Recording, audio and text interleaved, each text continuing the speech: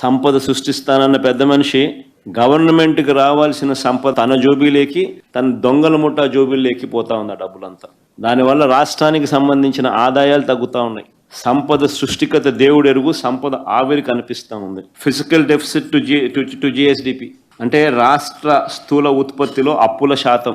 మా 5 సంవత్సరాలలో రాష్ట్ర జిఎస్డిపిలో అప్పుల శాతం 4.08% అయితే ఈయన హయాంలో 2024-25 ఈయన ఒక్క సంవత్సరం హయాంలో రాష్ట్ర జిఎస్డిపిలో, రాష్ట్ర స్థూల ఉత్పత్తిలో అప్పుల శాతం 5.12%.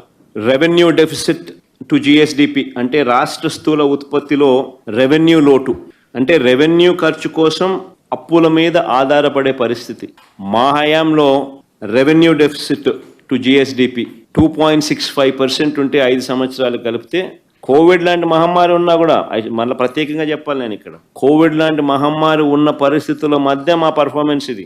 రెవెన్యూ డెఫిసిట్ టు జిఎస్డిపి మా హయాంలో 5 సంవత్సరాలకు కలిపి మేము 2,671 కోట్ల రూపాయల అప్పులు మేము చేస్తే దీంట్లో రాష్ట్రానికి సంబంధించిన డైరెక్ట్ గవర్నమెంట్ అప్పు కానివ్వండి, లేదా స్టేట్ గవర్నమెంట్ గ్యారంటీడ్ డెట్ అప్పు కానివ్వండి, లేదా పవర్ సెక్టర్ లాంటి public sector undertakings wear state government non guaranteed liabilities of state government కానివ్వండి, అన్నీ కూడా కలుపుకుంటే కూడా చంద్రబాబు నాయుడు గారు దిగిపోయే నాటికి చంద్రబాబు నాయుడు గారికి 1,40,717 కోట్లు ఆరంభంలో చంద్రబాబు నాయుడు గారికి వస్తే, చంద్రబాబు నాయుడు దిగిపోయే టయానికి 3,90,247 కోట్లకు అది ఎగబాకితే, మా హయాంలో 3,90,000 కోట్ల నుంచి 7,21,000 కోట్లకు పోయింది.